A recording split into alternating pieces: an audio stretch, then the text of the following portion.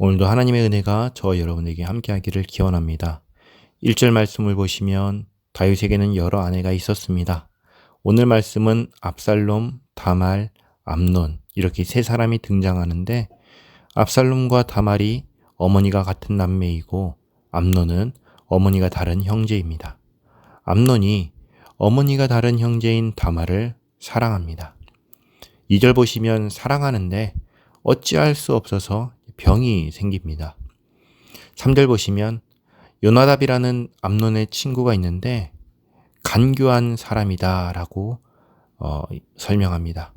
창세기에서 여자를 꿰었던 뱀이 간교한 들짐승이었죠. 그와 같은 사람이라고 이제 알려주는 것이죠. 그가 4절 보시면 암논에게 말합니다. 왕자님 왜 이러고 있습니까? 암논이 대답합니다. 다말을 사랑하기 때문이다. 근데 이게 사랑인가요? 이것은 이름은 사랑이라고 할 뿐 사실은 욕심이지요. 요나답이 꾀를 냅니다. 5절 왕자님 침상에 누워 병든 채 하다가 아버지가 오시면 이렇게 말씀하십시오. 동생 다말이 와서 오늘날로 말하자면 죽을 만들어주면 좋겠습니다. 들어보면 이렇게 하면 될 것 같아요. 그래서 하려고 하는데 이게 이제 뭘 하려고 하는 거죠? 범죄를 저지르려고 하는 거죠. 그러니까 하면은 사실은 안 되는 겁니다. 안 되는 것인데 6절 보시면 암논이 간교한 요나답의 말대로 합니다. 아버지 다윗을 범죄에 이용합니다. 아무것도 모르는 다윗은 그저 아들 암논의 말을 듣고 7절 다말을 암논에게 보냅니다. 8절 보시면 다말은 그래도 형제인데 그래도 가족인데 무슨 범죄를 저지를까 하는 걱정이나 두려움을 갖고 왔겠습니까?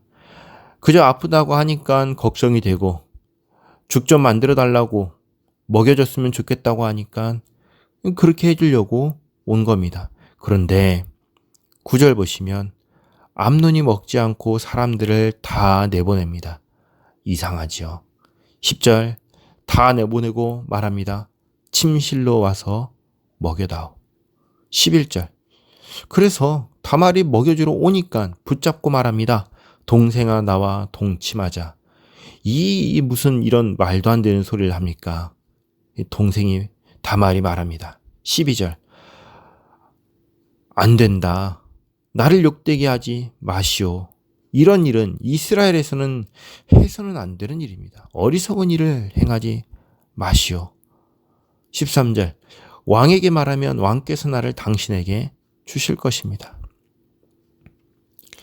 친족 간의 결혼이 가능할까요? 가만히 생각해 보면 아브라함의 아내 사라가 어머니가 다른 여동생이었습니다. 그런데 부부였죠. 그러니까 고대에는 이런 식의 결혼이 아주 없었던 건 아니었던 것 같습니다. 그러니까 죄악을 범하려는 암논에게 다말은 범죄하지 말고 왕께 말씀드려서 제대로 된 절차를 따라서 누구나 인정하는 부부가 되자고 말하는 것입니다. 이렇게 하면 문제가 될까요? 안 될까요? 안 되죠. 안 되죠. 그런데 14절 보시면 말을 듣지 않습니다. 범죄를 택합니다. 여기서 암논의 사랑이 어떤 사랑인지 알게 됩니다. 이건 사랑이 아니었죠. 그저 욕망이었을 뿐입니다. 한편 다윗의 어두운 그림자를 보게 됩니다. 다윗은 밧세바를 범했고 암논은 다말을 범했습니다. 둘 다 하나님께서 세우신 법과 질서 앞에 욕망을 따라서 죄악을 선택했습니다. 얼마든지 바른 길을 갈 수 있는 기회가 있었는데 그러지 않습니다. 15절 이렇게 억지로 자신의 욕망을 채우고 나니 이제 무슨 마음이 듭니까? 미워하는 마음이 생겼습니다. 그래서 다말에게 여동생에게 나가라고 합니다. 16절 다말이 말합니다. 이렇게 나를 내보내는 건 나를 범한 것보다 더 잘못하는 것입니다. 더 악한 것입니다. 네 말 들어야 안 들어야? 안 듣죠. 17절 암논이 종을 불러 내보내고 들어오지 못하도록 문을 잠궈버리라 합니다. 18절 암논의 종이 암논의 말대로 합니다. 19절 쫓겨난 다말 재를 머리에 덮어쓰고 손을 머리 위에 얹고 가서 크게 옵니다. 이게 다 극심한 고통과 슬픔을 표현하는 관용어인데 이것만으로는 왜 그렇게 슬프고 고통스러운지 이유를 알 수 없잖아요. 그래서 이제 채색 옷을 언급하는 것입니다. 출가하지 않은 공주는 채색 옷을 입는데 이 채색 옷을 찢어버렸으니 이제는 누구나 이것과 관련된 문제가 생겨서 슬피 운다는 것을 알게 된 것이죠. 20절 이런 다말을 보고 오빠인 압살롬이 찾아와 묻습니다. 암논이 그랬느냐? 암논이 그랬죠. 말합니다. 지금은 잠잠히 있어라. 그리고 자기 집에서 지내게 합니다. 다말은 압살롬의 집에서 이제 처량하게 살게 되는 것이죠. 21절 다윗이 이 소식을 듣습니다. 심히 노합니다. 그런데 아무 행동도 하지 않습니다. 만약에 다윗이 이 소식을 듣고 비록 아들이라 할지라도 죄악을 범했으니 법과 질서를 따라서 징계했다면 어땠을까요? 아니, 하다못해 아비로서 징계했다면 어땠을까요? 아마도 이스라엘의 역사가 다르게 기록되었을 것입니다. 그러나 다윗은 분노했지만 아무 행동도 하지 않습니다.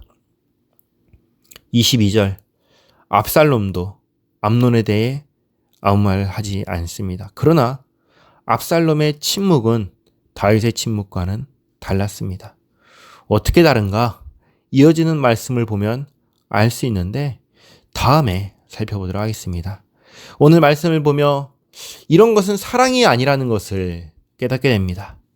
그리고 사람은 자기 욕심을 채우기 위해서 법과 질서를 쉽게 무시한다는 것을 발견합니다.